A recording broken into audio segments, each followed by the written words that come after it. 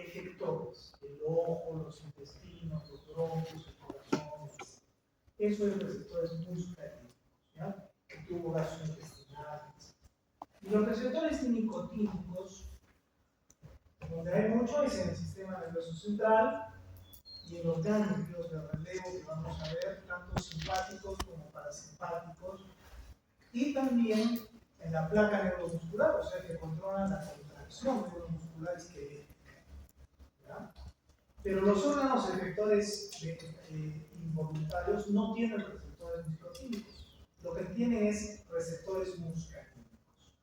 La ubicación la vamos a volver a ir repitiendo, revisando, ¿ya? Pero es importante acatar acá que en la neurotransmisión colinérgica, estos receptores muscarínicos, que comúnmente son de los órganos involuntarios, y estos nicotínicos que son de los ganglios, son del sistema nervioso central y son de la suprarrenal y de la transmisión músculo-esquelética, son dos tipos de receptores diferentes, ¿ya? Y tienen cinéticas muy diferentes. El receptor muscarínico, cuando se activa, está acoplado a proteínas génicas y estimula dentro de la célula determinados cartílagos.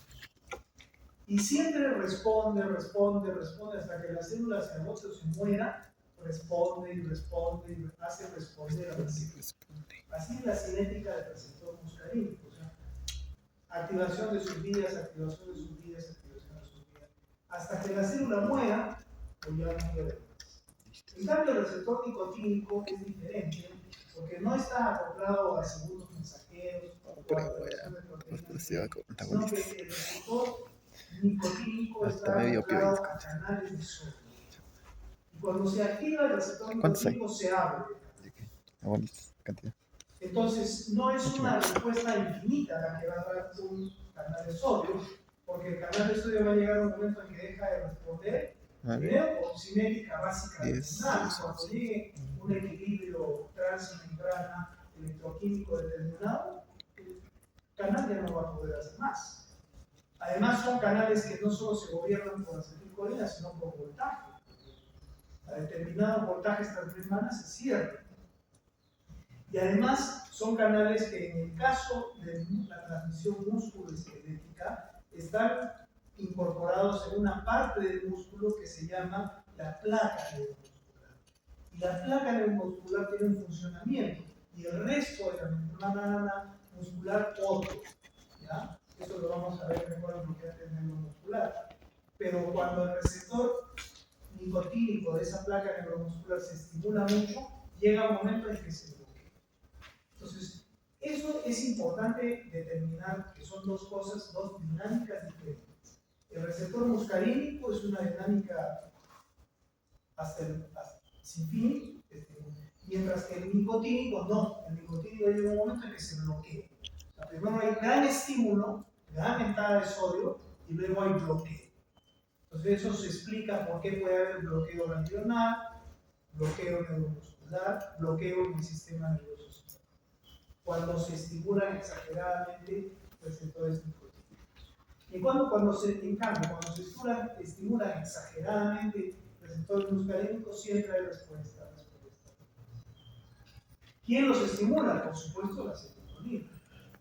La acetilcolina, una vez que llega a la sinapsis, puede hacer esto que hemos escrito, puede ser recaptada, no como tal, sino primero tiene que ser metabolizada por esta enzima que es muy importante en la transmisión colinérgica, que es la acetilcolinesterasa, que es una colinesterasa, claro, específica de la acetilcolina, entonces se llama acetilcolinesterasa. Pero algunas veces también se le puede decir simplemente colinesterasa. Esta enzima es una enzima muy rápida, de un recambio muy acelerado, o sea, ella es capaz de metabolizar grandes cantidades de acetilcolina por unidad de tiempo, de tal manera que asegura que la acetilcolina no dura más de 200 milisegundos en la transmisión, en la sinapsis. Es muy rápida esta enzima y muy específica. Entonces, hace que la presencia de la acetilcolina en la sinapsis sea muy fugaz. Lo suficiente como para generar su efecto, pero que no se exagere. ¿Por qué? Porque si exagere va a haber mucha respuesta, mucha estimulación del receptor muscarínico, entonces mucho estímulo del órgano efector, o va a haber mucha estimulación del receptor nicotínico con exagerado efecto y además después, ¿qué cosa? Bloqueo. ¿Ya? Muy bien. Entonces, así es como funciona la neurotransmisión. La colina que se libera por la acción de esta enzima tan importante, luego se recapta.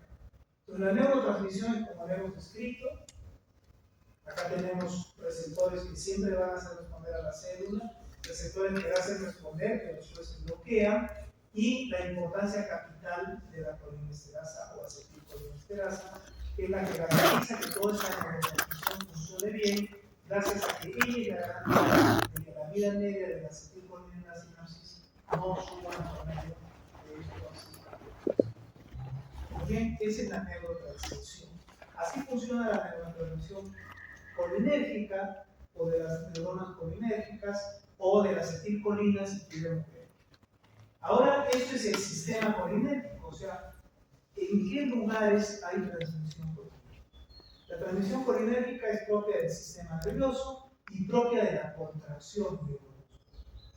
O sea, está en el sistema nervioso y en el sistema neurológico. El sistema nervioso, a grandes rasgos, se divide en sistema nervioso central y sistema nervioso periférico, ¿no es cierto? El sistema nervioso periférico puede ser vegetativo o puede ser motor. El sistema nervioso central es el encéfalo, el cerebro, el cerebelo, los núcleos encefálicos, el bulbo. Ahí queda el sistema nervioso central. La médula ya es parte del sistema nervioso periférico. Y todos los nervios periféricos también. El sistema nervioso periférico tiene dos vertientes, el vegetativo o involuntario y el voluntario o motor. ¿No? En el sistema nervioso central hay mucha transmisión colinérgica, predominantemente nicotínica, pero hay mucho, ¿ya? Que hace distintas funciones, tienen que ver con el sueño, con estimulación, etc. Es mediada por acetilcolina y dialinizada generalmente por receptores nicotínicos. Y ya sabemos que los nicotínicos ejercen primero gran estimulación y luego bloqueo si es que se sigue estimulando.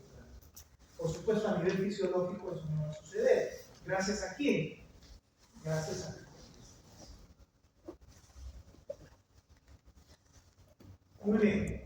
La vertiente periférica del sistema nervioso central puede ser autonómica o involuntaria, y voluntaria como en la muscular. Todos los orígenes de este periférico están en el central, o sea, neuronas que producen todo eso en núcleos y que mandan su estimulación al periférico. Y entonces constituyen, en el caso del involuntario, un sistema nervioso simpático, un sistema nervioso parasimpático y la suprarrenal. El sistema nervioso simpático tiene la misma organización que el parasimpático, es decir, tiene una neurona preganglionar que viene de los núcleos centrales y llegan al ganglio o nodo, ¿ya? Y del ganglio o nodo parte la neurona postganglionar. Igualito es el parasimpático, viene de los núcleos del tracto solitario y de otros lugares, viene la neurona y llega a su axón al ganglio parasimpático. Y del ganglio parasimpático sale la fibra postganglionar. Es la misma organización. La suprarrenal es lo mismo, porque la suprarrenal, la médula suprarrenal, es como un gran ganglio simpático que recibe estimulación de troncos de centros superiores y luego ya no emite axones postganglionares, sino que a la sangre libera adrenalina y norepinefrina. Entonces acá está el simpático, esta es la fibra preganglionar, el ganglio, la fibra postganglionar que va al órgano efector. El parasimpático tiene su preganglionar, el ganglio, y de ahí la fibra postganglionar que va al órgano efector. Y la suprarrenal tiene su inervación preganglionar, ella, que es como un gran ganglio, y libera a la sangre adrenalina o noradrenalina. O sea, es parte del sistema adrenal. El sistema motor neuromotor, también hay muchas neuronas que regulan el movimiento que están en el sistema nervioso central, pero al final llegan a la médula todas ellas y estimulan o regulan lo que se quiera a esta neurona, que es la neurona motora inferior, que sale de la médula su axón y va hasta el músculo esquelético. Y en el músculo esquelético activa a la placa neuromotora. ¿Ya? Entonces, descrita así esta organización, vamos a ver en qué puntos está la acetilcolina, para ver cómo está organizado el sistema colinérgico. Ya hemos dicho, en el sistema nervioso central hay mucha acetilcolina. En el simpático, las fibras presinápticas, o preganglionares, perdón, son colinérgicas. En el parasimpático, las fibras preganglionares son colinérgicas. Y las fibras preganglionares de la médula suprarrenal también son colinérgicas. En la vía postganglionar del simpático, lo que libera en el órgano afectado, la fibra postganglionar, la neurona postganglionar, es colinérgica, es acetilcolina. Las fibras postsinápticas adrenérgicas lo que liberan es noradrenalina, con una sola excepción de las glándulas sudoríparas. Las fibras postganglionares simpáticas que van a las glándulas sudoríparas, lo que secretan es acetilcolina. Y la suprarrenal, ya hemos dicho, su inervación preganglionar es colinérgica y lo que ellos liberan a la sangre es adrenalina. La motoneurona, de la que hemos hablado, es una neurona colinérgica, o sea, elimina acetilcolina y así activa la placa neuromuscular para que venga la contracción. Entonces, si nosotros analizamos la acetilcolina en todos los sitios, todo el sistema nervioso es acetilcolina de lo que estamos viendo acá. Es un solo lugar donde no hay, acá. La fibra postganglionar simpática, a excepción de las glándulas sudoríparas. Todo lo demás es acetilcolina.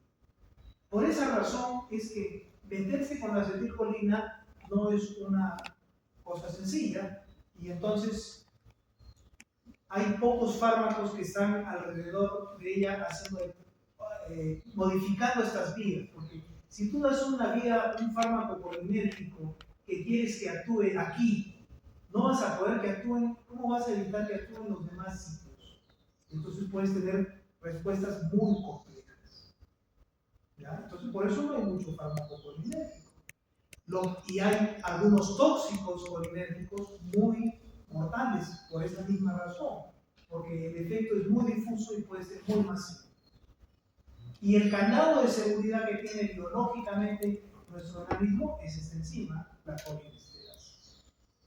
Hay fármacos que inhiben a la colinesterasa, ¿ya? Que son los órganos fosforados y otros inhibidores de la colinesterasa, que la mayor parte de ellos no son fármacos, sino sustancias tóxicas, porque inhibir la colinesterasa es prolongar el efecto de la acetilcolina y entonces generar grandes disturbios en todo el sistema nervioso central y pesticidas. Todo esto ya hemos tenido, lo tenemos que tener siempre presente, efectores involuntarios. La fibra postganglionar elimina acetilcolina y estimula qué tipo de receptores? Muscarínicos. En el ojo, en las glándulas salivales, en los intestinos, en el corazón, en los vasos sanguíneos, en el riñón, etcétera, etcétera. Todo lo que sea no voluntario, colinérgico, postganglionar, estimula en los órganos receptores muscarínicos. ¿Y dónde están los receptores nicotínicos? En los ganglios de relevo parasimpático y simpático, en la suprarrenal, y en la contracción neuromuscular. Todo eso es nicotínico. Cuando está el receptor nicotínico en un ganglio, se llama que es el nicotínico N, ¿ya? Por N de nodo, de ganglio. Y cuando está en el músculo, es un nicotínico M, porque es de músculo. Ya sabemos que los receptores muscarínicos responden estimulando, sin fin, mientras que los nicotínicos no estimulan y en un determinado momento como son canales de sodio, se bloquean. Y eso puede provocar bloqueo ganglionar simpático, bloqueo ganglionar parasimpático, bloqueo ganglionar suprarrenal o bloqueo de la contracción nerviosa. Eso quiere decir que si yo te doy mucho órgano fosforado y te aumento y te inhibo la acetilcolinesterasa y te aumento mucho la acetilcolina en la placa neuromuscular, voy a tener estimulación de contracción musculoesquelética, pero luego ¿qué voy a hacer? Bloqueo, o sea, parálisis. Igual que va a haber bloqueo ganglionar y bloqueo ganglionar si es que existe mucha acetilcolina en la transmisión. En cambio, si existe mucha acetilcolina en los órganos efectores, va a haber estimulación. Pero ¿cómo escoges? Pues así es la dinámica de todo esto y es importante. Acá tienes efectos parasimpáticos o colinérgicos y acá simpáticos. ¿Qué produce el sistema colinérgico en la pupila? Miosis, o sea, contracción. Y el simpático más bien miosis. Entonces, vienen una serie de inervaciones del sistema nervioso central y llegan aquí a su relevo ganglionar, que son los ganglios de los nervios craneales. Y de allí salen las fibras parasimpáticas al ojo, que producen miosis, producen contracción del cuerpo ciliar, producen lagrimeo, acá están las glándulas lagrimales, producen mucha salivación, y lo mismo va a suceder en el corazón, solo que los relevos ganglionares están en vísceras autonómicas, ¿no? Fíjense, ¿ya? Excepto el corazón, ¿no? En el corazón más bien te trae disminución de la frecuencia, diferente al simpático, o sea, hay un balance ahí entre el simpático y el parasimpático. En la vejiga, ¿qué te trae parasimpático? Contracción de la vejiga, ¿ya? Contracción de la vejiga, para que haya diuresis. Entonces, cuando hay toxicidad parasimpática, vas a tener miosis, vas a tener mucho lagrimeo, vas a tener mucha salivación, vas a tener bradicardia e hipotensión, vas a tener broncoespasmo y se llenan tus vías aéreas de secreción. Estamos viendo qué cosa es la toxicidad colinérgica, ¿no? ¿Dónde se ve esta toxicidad colinérgica? Cuando utilizas fármacos como los órganos fosforados, ¿ya? Inhibidores de la acetilcolinesterasa, que ya hemos visto lo que sucede cuando tú inhibes la acetilcolinesterasa. Hay mucha acetilcolina y mucho. Muy bien, entonces vamos a revisar un poquito las cosas que hemos visto. ¿Qué va a pasar en el corazón con la estimulación colinérgica? Entonces, en el corazón va a haber bloqueo, todo lo contrario a lo simpático, lo contrario a lo beta 1. ¿Ya? O sea, va a haber disminución de la frecuencia cardíaca, disminución de la conducción y disminución de la fuerza de conducción. Entonces puede haber bloqueo cardíaco, pues esa es una toxicidad. Pero en realidad, si bien es cierto, la norma a nivel cardiovascular es hipotensión, bradicardia, depresión cardíaca, puede haber cualquier cosa. Puede haber taquicardia, puede haber arritmias, puede haber hipertensión. ¿Por qué? Porque cuando tú tienes estimulación colinérgica masiva, se pueden disparar cualquier nodo. Si se dispara un nodo simpático, no vas a tener bradicardia, vas a tener taquicardia. Y se puede disparar también ¿qué cosa? La suprarrenal, y vas a tener lo contrario. Entonces, lo que sucede a nivel cardiovascular es inesperado. Si bien es cierto, la respuesta normal a la estimulación colinérgica siempre va a ser bradicardia, hipotensión y gran vasodilatación. Esto sí generalmente va a haber mucha vasodilatación, porque la inervación colinérgica estimula a la célula endotelial, no está aquí, pero sí la decimos acá, a la endotelia. Estimula la célula endotelial, aumenta el calcio dentro de la célula endotelial. Entonces, cuando la célula endotelial es estimulada, las proteínas G que vienen de la estimulación colinérgica activan una fosfolipasa, que es la fosfolipasa C, y eso saca inositol, fosfatidil inositol de membrana y lo convierte en inositol trifosfato y diacilglicerol, y eso aumenta el calcio dentro de la célula endotelial. Cuando la célula endotelial le aumentas el calcio, la célula endotelial se contrae. Y al contraerse, se aumentan los espacios entre las células y se sale todo el líquido. Eso se llama aumento de la permeabilidad vascular. Y otra cosa que pasa cuando la célula endotelial se estimula es que libera óxido nítrico y prostaciclina. Y la prostaciclina y el óxido nítrico son sustancias muy vasodilatadoras y antiagregantes plaquetarios. Entonces hay un gran estímulo acá del endotelio colinérgico que se traduce en una gran vasodilatación y por supuesto hipotensión. ¿Ya?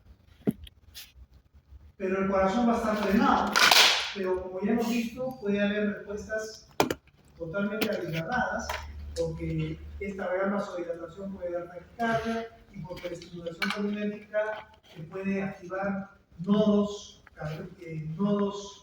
simpáticos y parasimpáticos y además puede estimularte también centros vasculares. Estimularte y deprimirte. Primero puede haber una gran estimulación cardíaca y luego una depresión de los centros cardíacos. ¿Ya?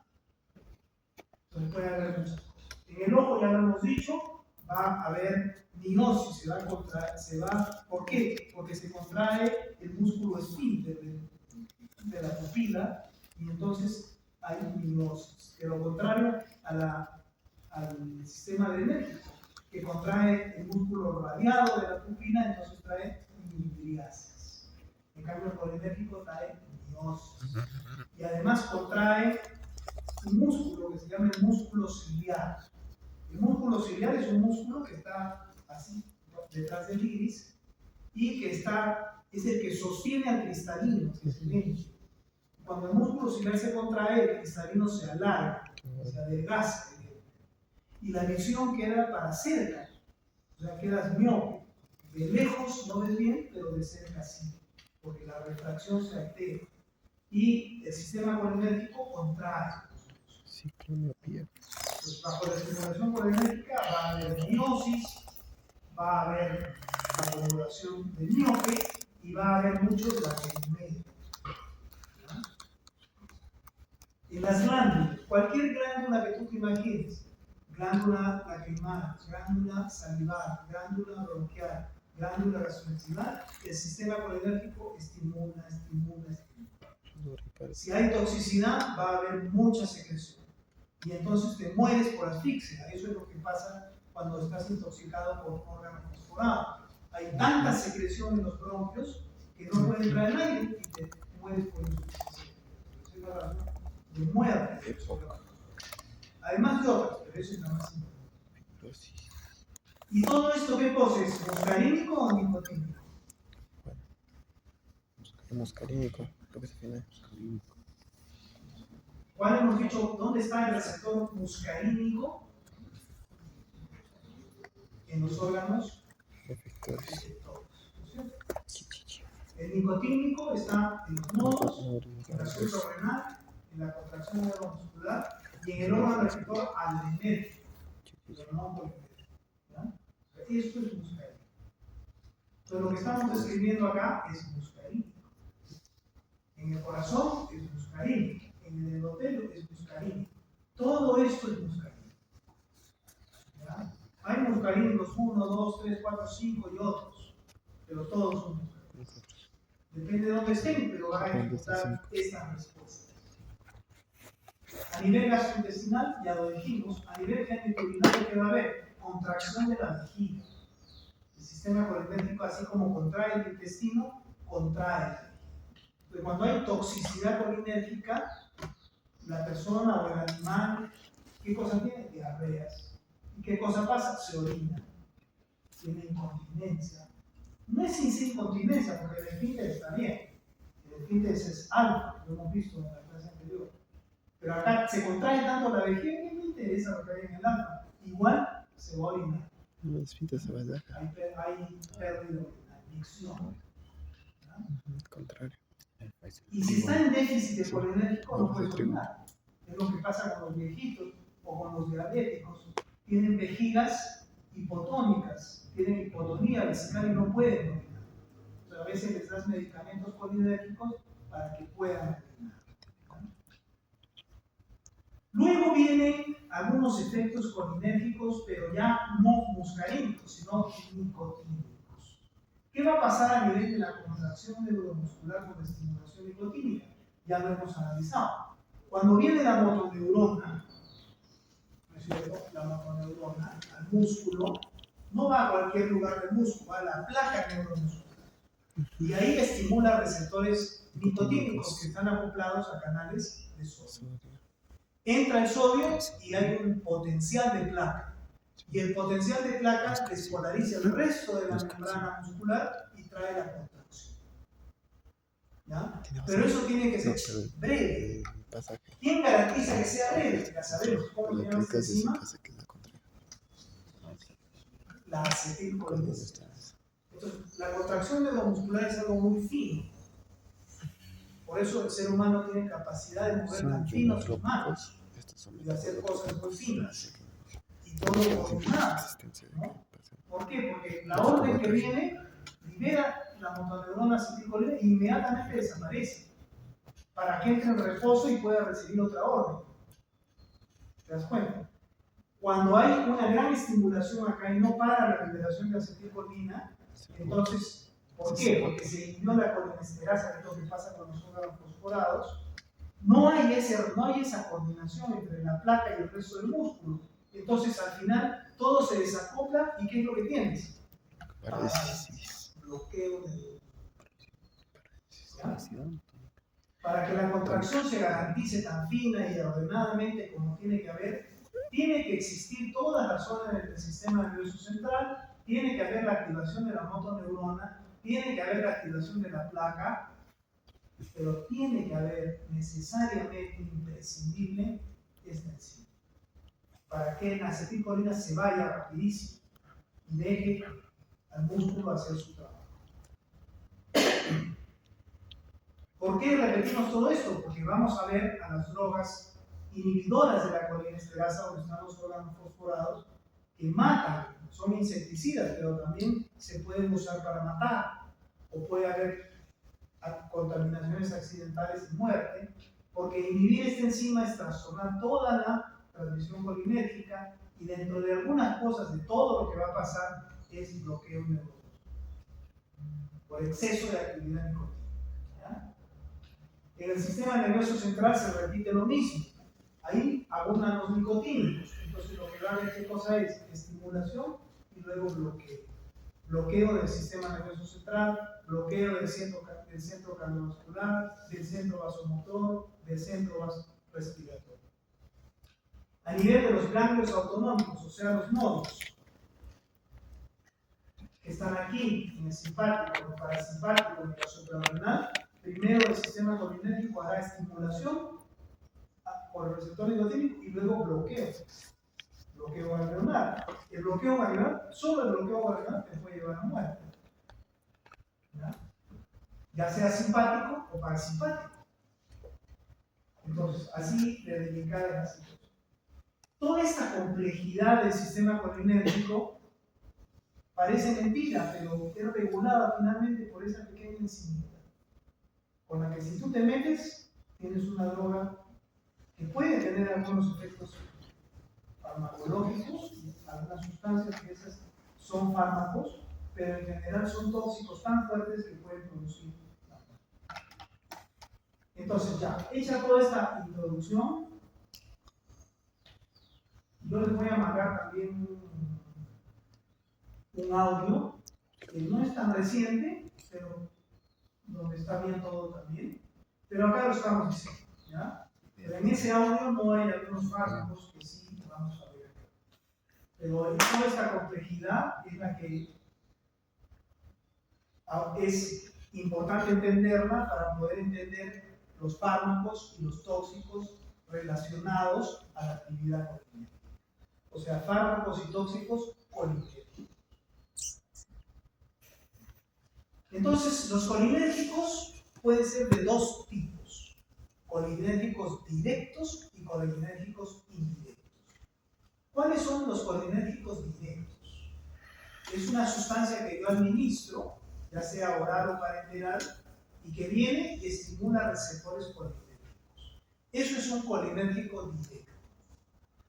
La acetilcolina es el colinérgico directo por excelencia, pero eso no se da como fármaco, ¿no? Pero sí existen colinérgicos directos que estimulan el receptor muscarínico o nicotínico. Son colinérgicos directos. Pero también existen los colinérgicos indirectos. ¿Cuáles son los colinérgicos indirectos? Los que inhiben a la colinesterasa. Al inhibir la colinesterasa hacen que se preserve la acetilcolina y estimule más los receptores. ¿Eso es colinérgico o no? Claro. Pero es colinérgico indirecto. Si ese mecanismo colinérgico indirecto es muy excesivo, ya sabemos lo que va a pasar. Va a haber una estimulación brutal de los muscarínicos y un bloqueo finalmente de los nicotínicos, pasando por una estimulación inicial. Ya sabemos que hay colinérgicos dirécticos y colinérgicos indirécticos. Y vamos a empezar Aquí viendo vamos a- los colinérgicos ese directos, esqueleto de un día. que no son muchos, ¿ya? Están el carracol, el betamigol, la tiroxina y una más que vamos a ver al final, que es este de acá, que es la C-inhibina. Ya, ellos son colinérgicos directos, o sea, estimulan directamente el receptor. ¿Qué cámara más que mire esos tres y ya está ahí acabado? ¿Y qué receptor estimulan el muscarínico? Porque tener una sustancia que te estimule mucho el nicotínico no tiene mucha lógica, porque tendrías una sustancia que te hace estímulo y después bloqueo. Es un peligro, es un tóxico. Entonces, estos colinérgicos directos normalmente son muscarínicos. Son muscarínicos, a veces muscarínicos en nicotínicos. ¿Ya? Pero se tienden a buscar los que solo sean muscarínicos, ¿ya? Como el betanecol, como la tirocarpina. El tirocarpina y betanecol son muscarínicos, solo muscarínicos, no se meten por el nicotínico, porque meterte por el nicotínico es estimular y bloquear, y ahí en el bloqueo viene el problema, ¿ya? Sin embargo, también tienen poco uso, porque tú tampoco puedes hacer gran estimulación muscarínica, porque el exceso de estimulación muscarínica también es mortal, porque te llena de secreciones que no puedes respirar, o porque te puede dar bloqueo cardíaco, etc. Ya de por sí el ser muscarínico es un peligro, pero sí hay unos fármacos que se pueden usar y que los vamos a usar. Pero en general, como no, pero sí son usados, sí se pueden. Acetilcolina ya hemos dicho, es muscarínica, es la que hemos estudiado, nadie la va a dar, ya no vamos a ver. ¿Ya? Entonces, la acetilcolina produce todo lo que hemos dicho, que está nuevamente escrito aquí, ¿ya? Tú la puedes administrar, pero tiene que ser cuando estás haciendo estudios farmacológicos o estudios fisiológicos, etc. No tiene aplicación terapéutica. El carbacol es muscarínico y nicotínico, entonces ya prácticamente no se usa. El betanecol sí, porque es solo muscarínico. ¿Y para qué se usa? Cuando hay esa vejiga que hemos dicho atómica que no se puede contraer, puedes usar betanecol. O a veces cuando no se contrae el intestino, al ilio, se puede pensar también en el betanecol. Pero como un muscarínico que es, puede producir un montón de efectos similares a la acetilcolina y que ya los hemos revisado en este video. Pero tiene cierta selectividad en la vejiga y en el intestino. Entonces ahí podrías usarlo cuando hay un trastorno de la evacuación a esos niveles. Pero por supuesto vas a saber que puedes esperar sudoración, salivación, náuseas, diarreas, vómitos, broncoespasmo, un montón de cosas, ¿verdad? Pero por eso tiene su dosis terapéuticas. Si tú comienzas a dar betanecol como un loco, lo que vas a conseguir es que el paciente se intoxique y pueda hasta morir, ¿ya?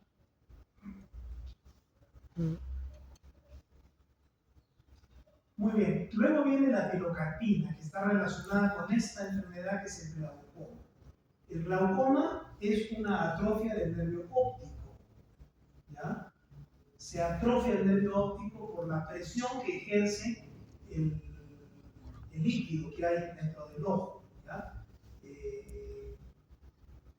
ese líquido que hay genera una hiperpresión y presiona el nervio óptico y lo atrofia. Esa es más o menos la lógica del glaucoma.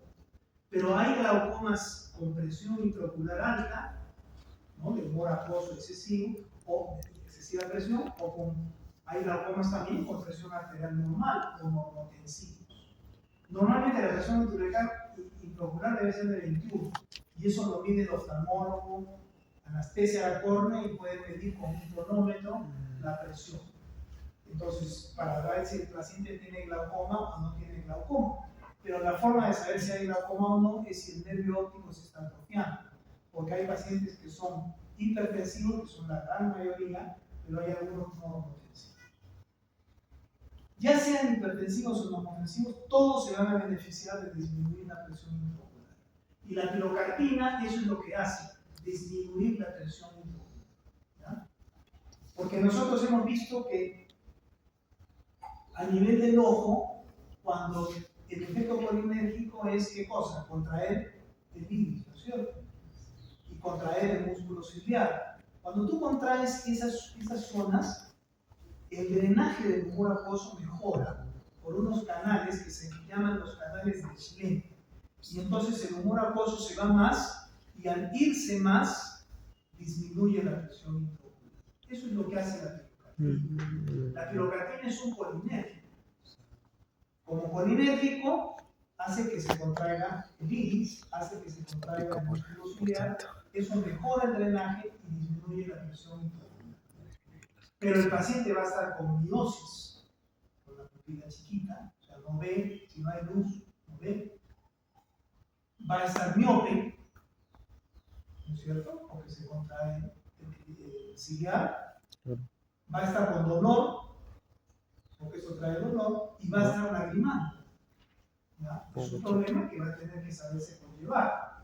Por supuesto, hay dosis farmacológicas para que esos problemas no sean tan presentes, pero van a obviamente existir. Pero eso no destierra a la pilocarpina del tratamiento en el glaucoma. ¿Ya? Entonces, mejora el nervio acuoso, pero el paciente va a estar miope, va a estar con dolor, va a estar con trastorno de la acomodación y va a estar con la apnea.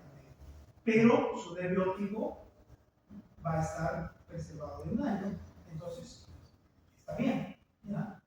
No es el único tratamiento del glaucoma, hay otros tratamientos del glaucoma. ¿Ya? Incluso acá hay uno que se llama el ecotriofato. El ecotriofato es un inhibidor de la colinesterasa, pero ya es un preparado farmacológico que se da en gotitas, inhibe la colinesterasa, aumenta la acetilcolina en el ojo y hay el mismo efecto que la pilocarpina, pero con ecotriofato. La ventaja es que da mayor duración y menos dosis. ¿Ya? Hay otras formas de tratar el glaucoma. Una de ellas ya la vimos en la clase pasada, el timolol. El timolol es un bloqueante beta 2. ¿Ya? Entonces, si el bloqueante beta 2 trae vasodilatación, vasocontracción. Contracción. La estimulación beta 2 en los vasos sanguíneos de los músculos y de las vísceras trae vasodilatación. La estimulación vasodilatación beta 2. El timolol es un bloqueante beta 2, entonces trae vasocontracción.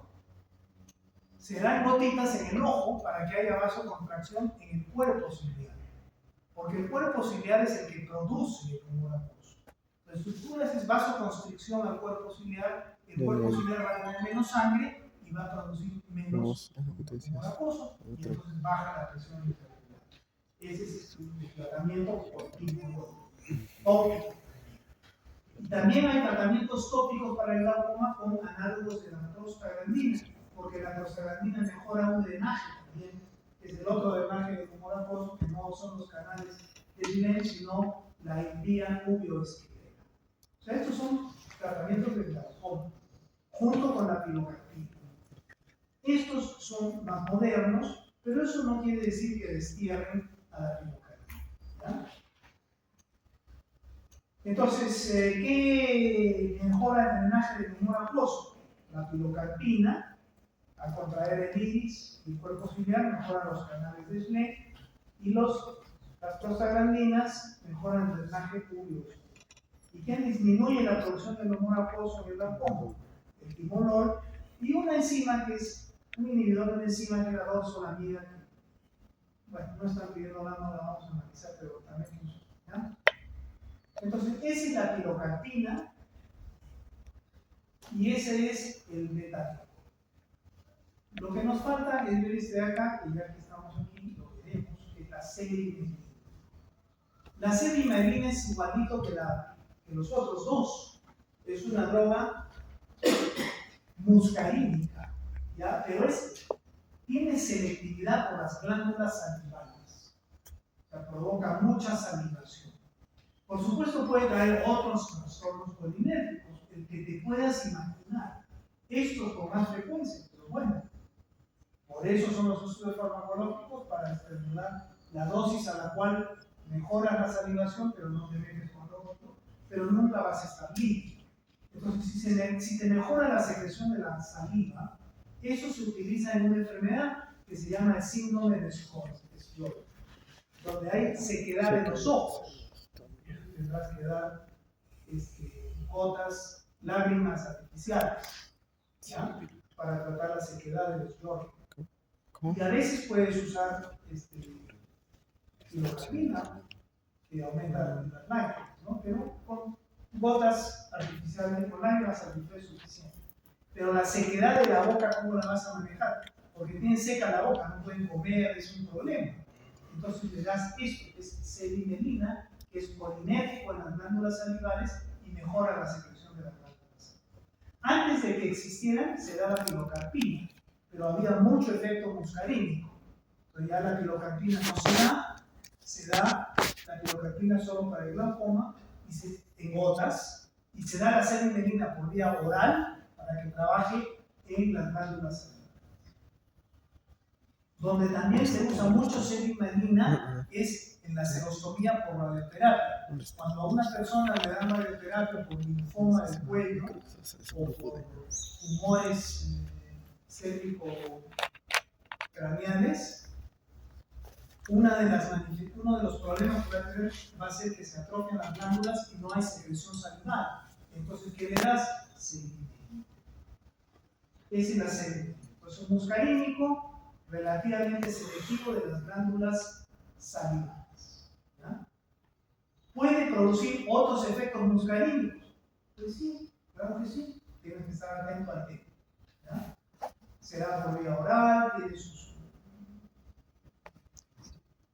se metaboliza, ¿ya? Se inhibe en la orina sus metabolitos, se tiene que dar que saliva. En los niños no está muy bien estudiado, es peligroso. Hay algunas contraindicaciones para colinérgicos, como la cerimelina y otros, ¿no? Por ejemplo, cuando no puedes resistir la miosis, ¿no? ¿Ya? Cuando hay glaucoma, cuando hay, iritis, inflamación del iris, ¿ya? Cuando no se puede perturbar la visión nocturna, si es un que maneja coches, ya tiene que irse viendo la cosa de la dosificación de un alimento como cualquiera o con la cerimelina misma. ¿Ya? En el asma también puede traer problemas, porque puede aumentar la secreción bronquial y puede darte broncoespasmo.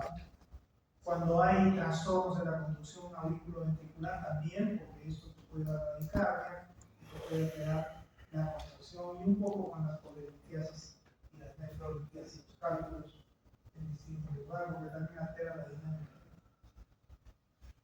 Ya, esa es la cerimelina, entonces ya la vimos, ya no la vamos a tocar por acá.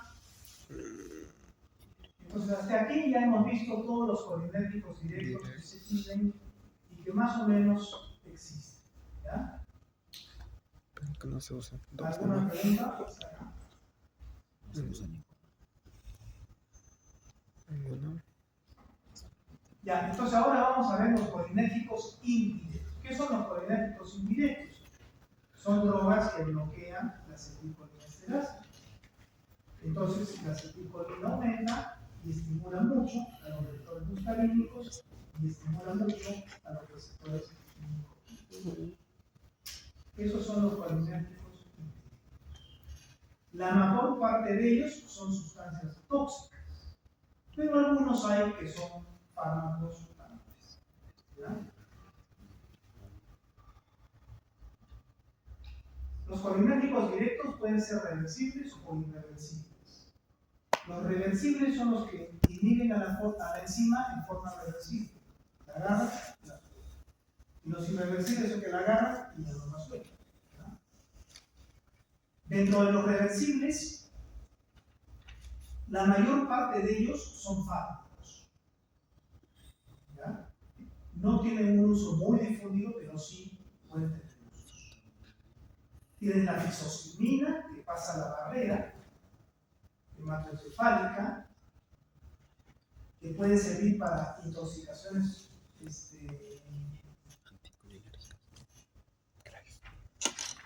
intoxicaciones por anticolinérgicos. ¿Ya? Las intoxicaciones por anticolinérgicos se pueden producir por la toxina. Generalmente se producen por antidepresivos, por antihistamínicos, y cuando hay mucha estimulación del sistema nervioso central, puede haber trastornos de los centros y convulsiones. Hay parálisis del diafragma, de los intercostales, hay insuficiencia respiratoria. Ese es el problema de la miastenia gravis. ¿Cómo se diagnostica una miastenia gravis? Porque tú dosas en sangre los anticuerpos contra el receptor. Pueden dosar, es un diagnóstico que se puede hacer en sangre. Si no lo puedes hacer en sangre, haces una biopsia del músculo. Y en el microscopio, el patólogo ve los receptores. Hay pocos, hay muchos. En la miastenia gravis no hay receptores. Entonces, ese es el diagnóstico de miastenia gravis.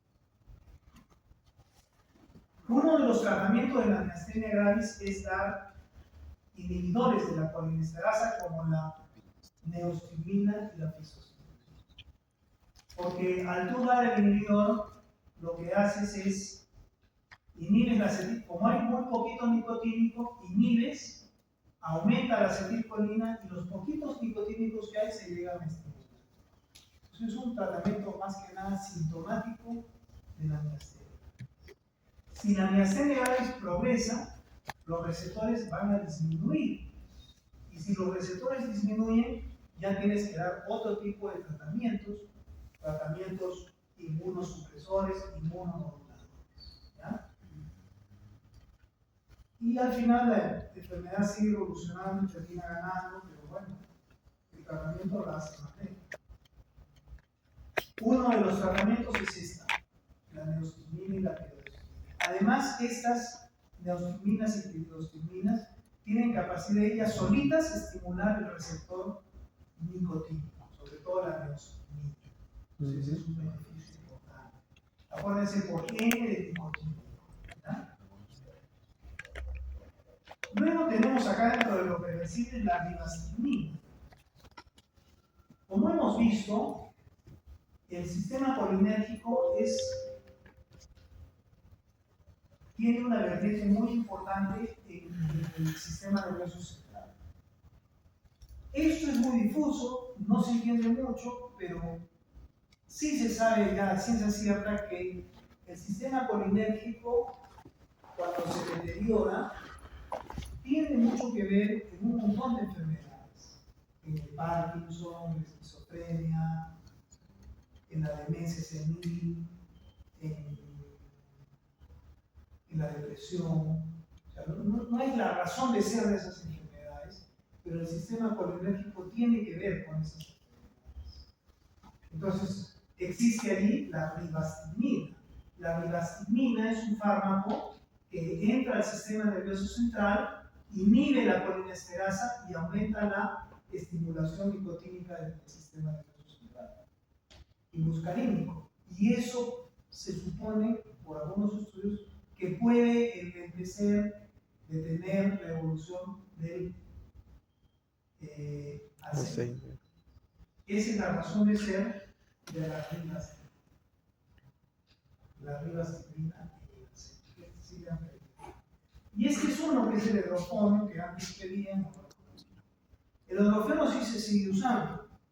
El hidrofonio es un colinérgico indirecto que ya no se da por vía oral como nosotros, como todos estos, ¿ya? Sino se da por vía parenteral.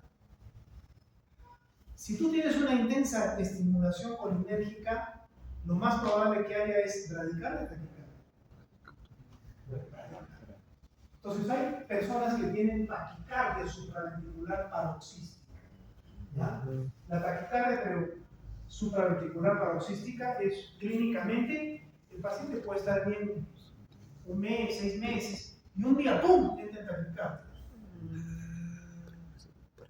Entonces, ¿qué es una forma de sacarlo de esa taquicardia ventricular paroxística? Es apretar el cuello para generar un reflejo vagal. Ese reflejo vagal va al corazón, a veces no funciona, o jalarle la lengua. ¿Ya? Una forma de hacer eso es el hidrofonio. El hidrofonio es un inhibidor de la colinesterasa. Fuerte en el corazón, entonces aumenta acetilcolina en el corazón y ¡pum! Hay un estímulo bradicárdico y el paciente sale de la taquicardia. Ese es el hidrofonio. Pero no se los han pedido. Así como existen todos estos estos colinérgicos indirectos, inhibidores de la colinesterasa reversibles, existen los irreversibles. Los irreversibles ya no son fármacos, sino son tóxicos. ¿Ya? Ahí están los insecticidas que usamos para tratar las plagas, pero si uno se contamina con un insecticida, te puede morir.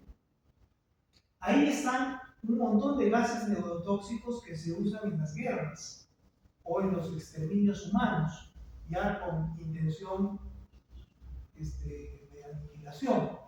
¿Ya? Son el tabú, el salín, son gases neurotóxicos. Entonces, los órganos fosforados producen toxicidades generalmente por manipulación. ¿Quiénes tienen toxicidad por órgano fosforado o insecticida? Los que están en las fábricas donde eso se produce, los agricultores que trabajan con esos insecticidas, o los pobladores que se exponen, o los enamorados que se toman el órgano fosforado. ¿No? Y se pueden matar. ¿No? Se pueden matar. ¿Quiénes están expuestos a los gases neurotóxicos? Los están involucrados de una manera en la guerra. ¿No? Creo que sí se Dentro de todos estos irreversibles, que todos son tóxicos, existe un mito, que es el ecotriofato, que sí tiene aplicación terapéutica, que no se nos han pedido y que se puede usar en el trabajo. Pero como se nos han pedido, dejemos. Muy bien, esta es la clasificación, más o menos, el raciocinio de estos fármacos colinérgicos indirectos, cuyo mecanismo de acción, ¿cuál es? Inhibir a la colinesterasa. ¿Ya?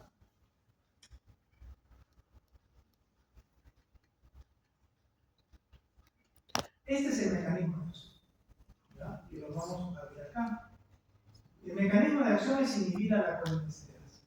Entonces, esta de acá, que es como una taza, así, ese es el receptor de acetilcolina. ¿Ya? No, perdón, esa es la colinesterasa. ¿Ya? O sea, esa es esta de acá. Estos son los. Este es la colinesterasa.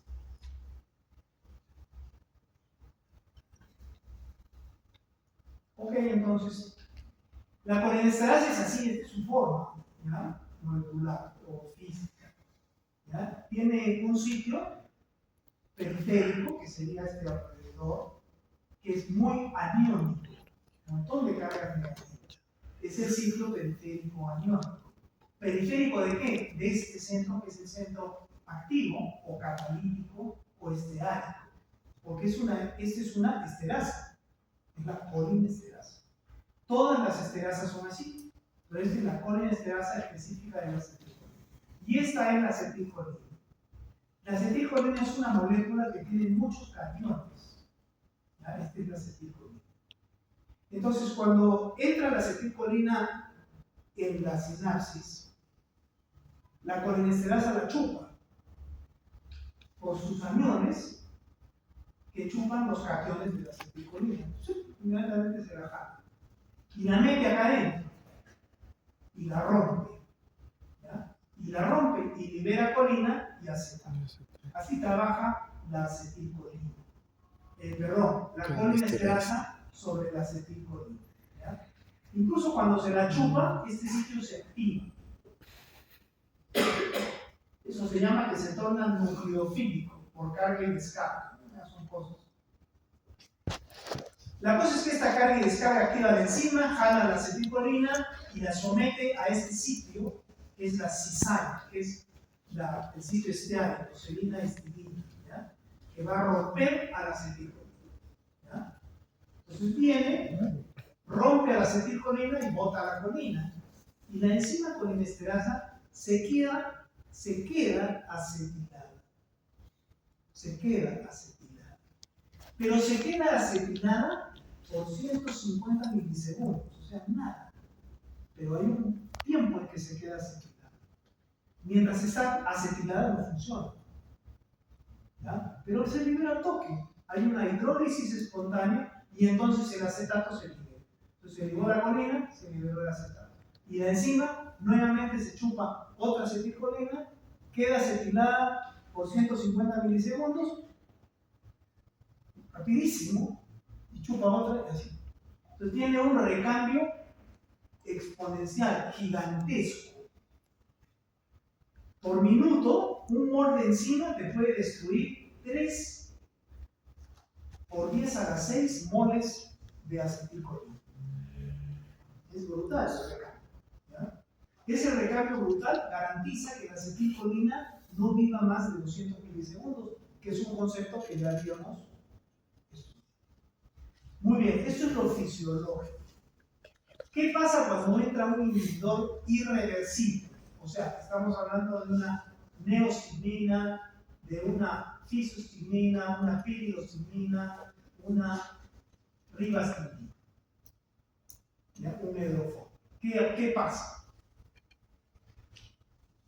Estos sustratos inhibidores reversibles son parecidos a la acetilcolina en el sentido de que tienen las cargas positivas. ¿Ya? Y se llaman también carbamatos. Son inhibidores selectivos o carbamatos. Porque ellos tienen grupos acetato con carbamidos. Ya no es acetato con colina, sino acetato con carbamidos. Cuando entran en la sinapsis, inmediatamente la enzima los ve y se los chupa. Por sus sitios aniónicos se los chupa. Y ¡pum! Entra ahí el carbamato. La enzima lo rompe al carbamato, liberando parte de él, pero se queda, ¿qué cosa? Carbamidada. Lo fisiológico, ¿cómo se quedaba? Acetilada. Pero ante un carbamato se queda carbamidada. Cuando la enzima se queda acetilada, se libera al toque. Pero cuando la enzima se queda carbamidada, demora minutos en liberarse. Entonces, comparen ustedes la modalidad de tiempo entre 150 milisegundos, que es el tiempo en que se libera de acá el acetato, ¿ya? Y minutos, que es el tiempo que demora la enzima de deshacerse del carbamato. Es una diferencia brutal, ¿no es cierto? Ese es el mecanismo de acción de todos estos de acá. De estos.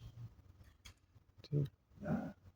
Este para las intoxicaciones anticolinérgicas, este para el Alzheimer y algunos usos que vamos a ver, la miastenia gravis y otros usos, este para el Alzheimer. Ese es su mecanismo de acción. Es su forma de hacer que aumente la acetilcolina. Carbamila la enzima y la enzima se demora en liberarse. Es una hidrólisis muy lenta, que dura minutos. ¿Ya? Y este es un inhibidor irreversible. O sea, estos son los órganos fosforados o los gases neurotóxicos. Ellos ya no carbamilan a la enzima, sino que las fosforilan. Por eso se llaman órganos fosforados. La fosforilan a la enzima. Pero ellos también tienen, como la acetilcolina, un montón de cargas positivas. Entonces van a la sinapsis, la enzima inmediatamente los chupa porque son positivos, los rompe, pero se queda fosforilada. La enzima fosforilada ya no se demora minutos en liberarse, sino horas.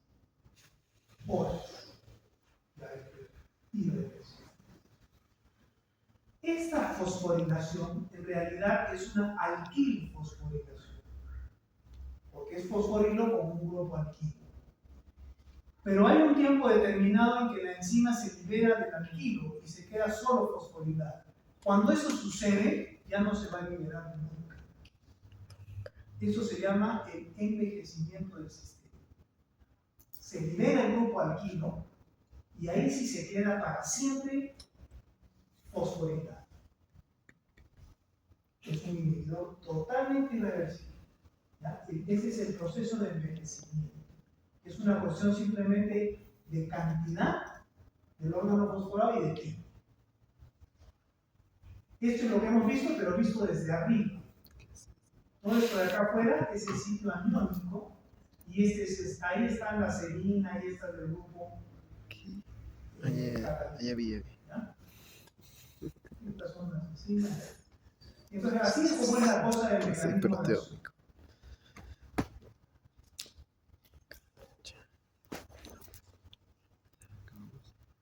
De estas sustancias, los reversibles y los irreversibles.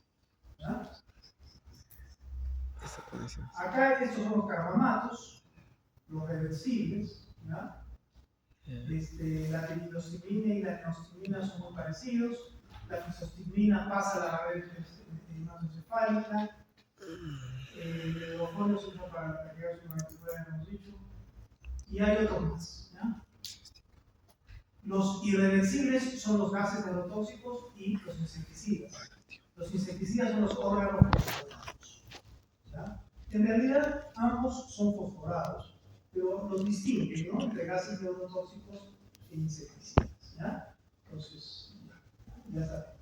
Ellos producen la alquilfosforilación de la enzima y cuando se libera el alquilo, hay una fosforilación persistente que es el envejecimiento. ¿No?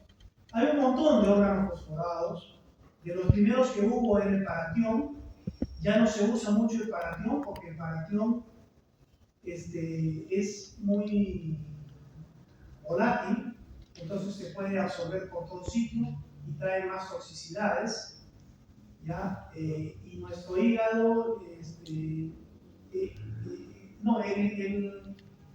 lo convierte en parazón, que es realmente la sustancia tóxica. ¿Ya? Pero esta enzima que convierte el paratión en parazón es mucho más funcionante en el insecto. ¿Ya? Por eso es que el insecto muere con mucha más facilidad que nosotros, pero el paratión es muy volátil, entonces nos puede llegar a producir toxicidades. Por eso ya no se usa paratión, hoy se usa malatión y otros, ¿no? Que se absorben menos porque es menos volátil, ¿ya? Y además nosotros tenemos una enzima que lo puede destruir al malatión, una esterasa. El mamífero y la ave tienen unas esterasas. Entonces los insecticidas modernos ya son tipo malatión. Esos que se usan para matar las moscas o los insectos ya son de este tipo. ¿Te pueden producir toxicidad? Claro que sí. Si te los tomas, sí. O si metes en una habitación y te quedas dormido ahí, también, porque ya también no exageres, ¿no? Pero si matas un poco de mosquitos, cierras la habitación, no te va a pasar nada. ¿Ya? O si viene un avión y manda esto en un poblado, lo que tiene que hacer la gente es protegerse, cuidarse, ir al aire libre, ¿no? Pero normalmente no les va a suceder nada. ¿Ya? Pero por supuesto, si la dosis es muy alta, sí pueden ser letales y mortales. ¿Ya? O sea, tampoco es un chiste. ¿No? Si tú te tomas una lata de esto, te vas a matar, sí, ¿no? O vas a estar al borde de la muerte.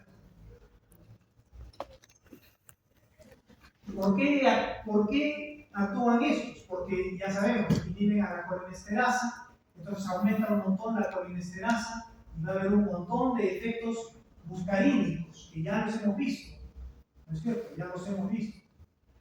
Va a haber un montón de qué cosas, lagrimeo, miosis, cefalea, secreción en la respiratoria, broncoespasmo, espasmo laríngeo, bradicardia, hipotensión, diarrea, vómitos, te haces, se micciona, todo eso va a haber, pero elevado a una gran potencia y entonces el paciente va a morir.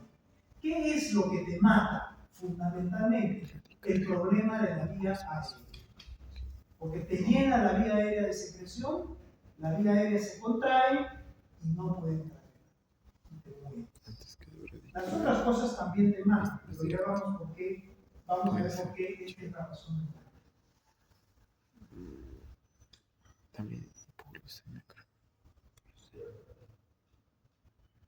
Contracción de páncreas. Entonces va a haber receptores muscarínicos, estimulación de todo lo que hemos visto. Va a haber estimulación nicotínica en los ganglios, en la suprarrenal, y eso inicialmente, ¿qué cosa es? Estimulación, luego bloqueo. Y en el músculo esquelético que es nicotínico, primero va a haber estimulación y luego bloqueo, o sea, parálisis. Eso quiere decir que se paraliza el diafragma, se paralizan los intercostales, no hay ventilación. Y en el sistema nervioso central puede haber estimulación y luego bloqueo. Entonces, un sujeto que se somete a esta toxicidad, de repente inhala un poco, hace bloqueo, hace espasmo laríngeo y ahí no mantiene. No tiene tiempo de hacer ni diarrea. Espasmo laríngeo y ahí se muere. 3 minutos espasmo laríngeo, te mueres. ¿Ya? Lo común es que se inunden sus secreciones bronquiales, no pueda respirar y se muere. Eso es lo común. Pero también puede ser que pum, entra, pasa al sistema nervioso central, le bloquea el ciclo cardiovascular, el corazón a cero, 3 minutos, se murió. Y no tuvo ni espasmo laríngeo ni nada. O sea, pueden pasar un montón de cosas, ¿no? Pero la historia común es el fenómeno muscarínico, ya vamos a ver también. Pero puede haber hipertensión por estimulación suprarrenal acá, luego bloqueo, etc. Puede pasar estas cosas. ¿Ya? Bueno, esto es lo que hemos estado viendo, ¿ya? Lo que pasa en el ojo, lo que pasa en el tubo digestivo, lo que pasa en el músculo, lo que pasa en todo, ¿ya? En los centros ganglionares. Pero acá viene. Cuando viene un paciente con esto, ¿cómo viene? Normalmente viene con bradicardia, con hipotensión. ¿Viene vasodilatado o no? Sí. La estimulación del endotelio. Entonces, ¿viene rojo o viene pálido? Rojo. Viene caliente. ¿Viene lleno de secreciones acá? Sí. Lleno de secreciones. ¿Y respira muy bien? ¿Tranquilo? No puede respirar, no tiene los pasos. Todo es, ¿se orinó o no se orinó? Sí. ¿Se orinó? ¿Se defecó? Sí, también. Seguro que sí. Todo eso va a traer ese paciente. ¿Ya? ¿Y cómo vas a tratar a un paciente que esté con toda esa toxicidad colinérgica?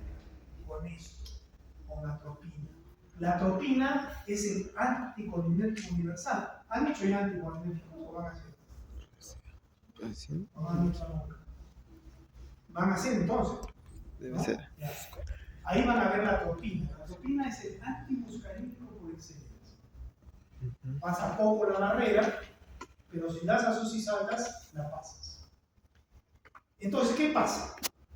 La atropina es antimuscarínico. Entonces, ¿dónde va a revertir esta estimulación del órgano fosforado? ¿En qué lugar? El receptor. ¿En el músculo? No, porque el músculo es nicotínico. La va a revertir en todos los órganos Efectores. Y si das alta dosis, lo puedes revertir acá. Pero un poco, ¿ya?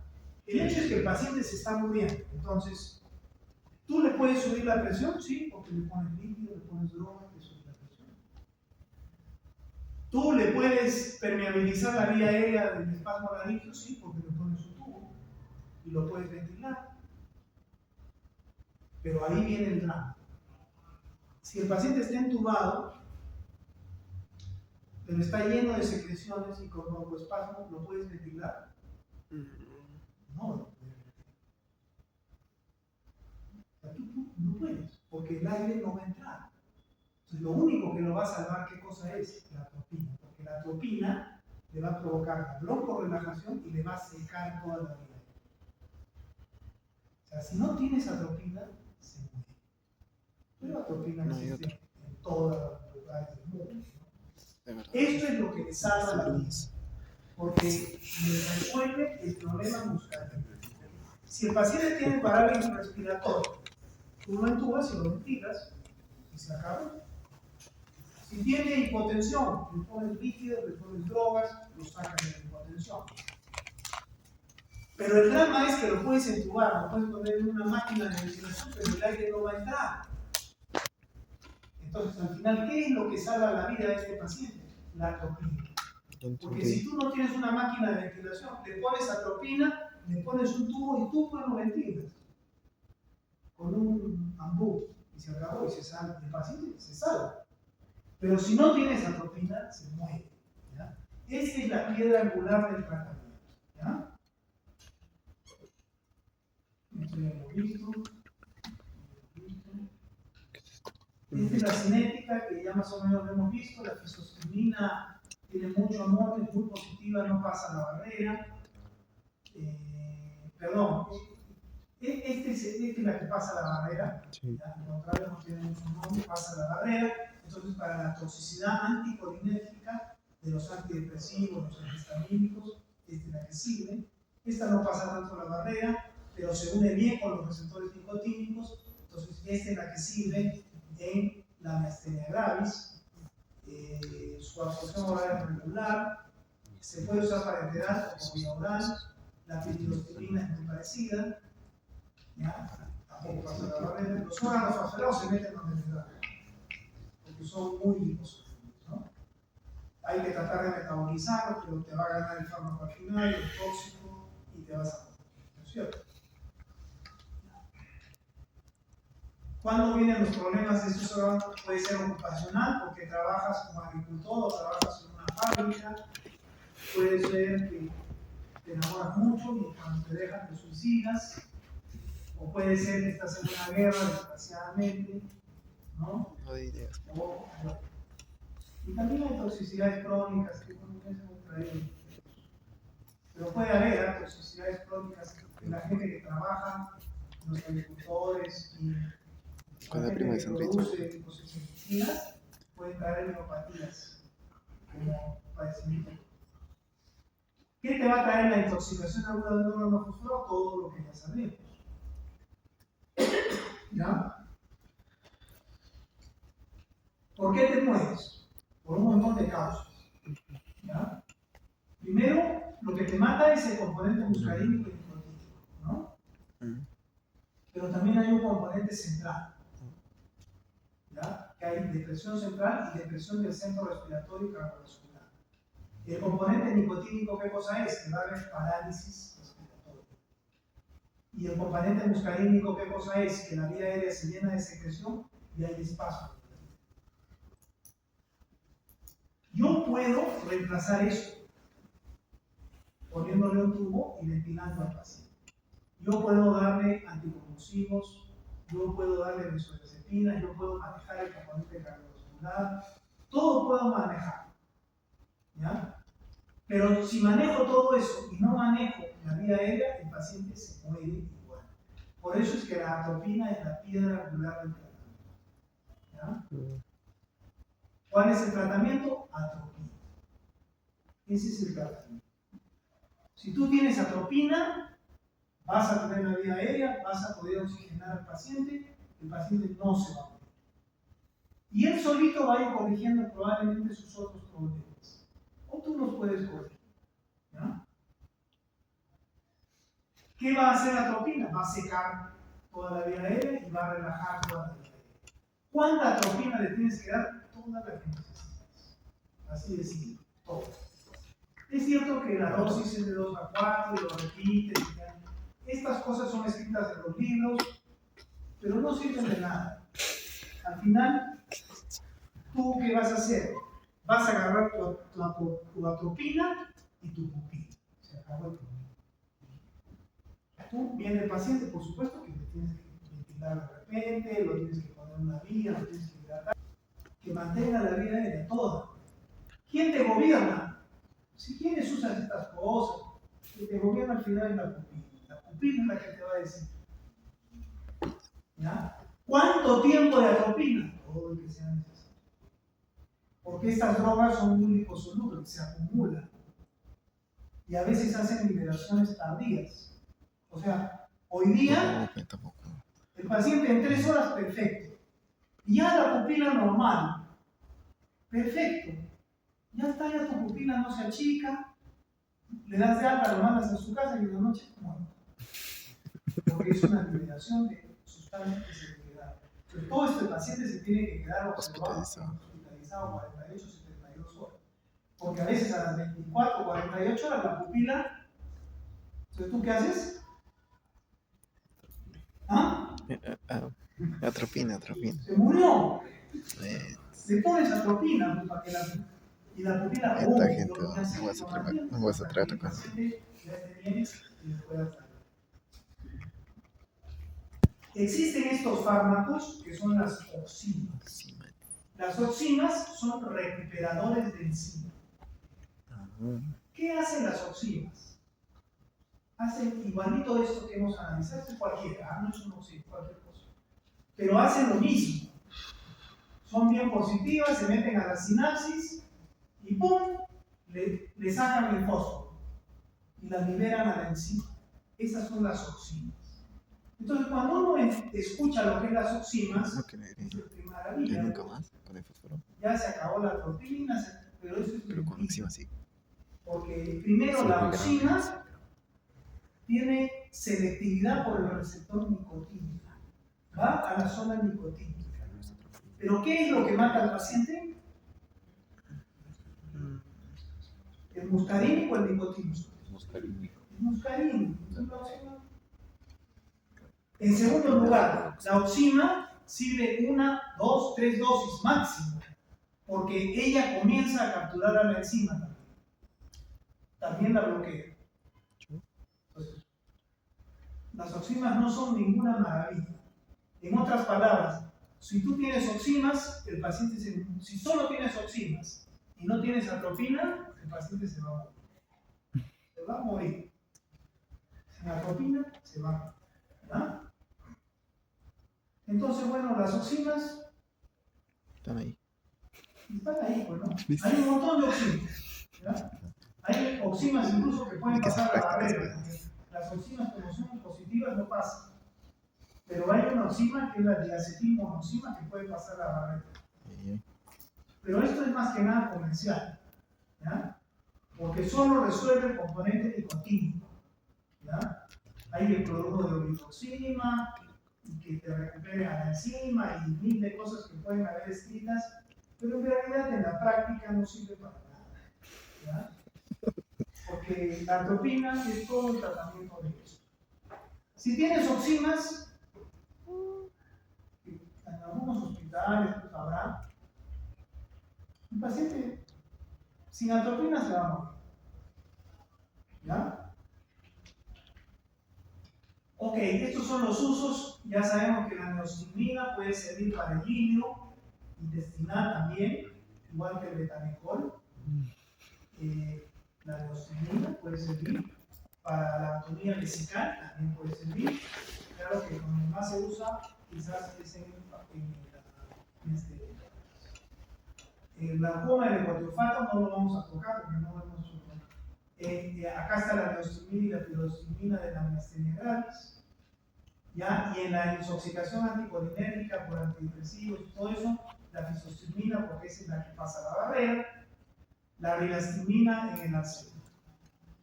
La cerimelina es un colinérgico directo muscarínico de las glándulas salivares. Ya lo hemos revisado.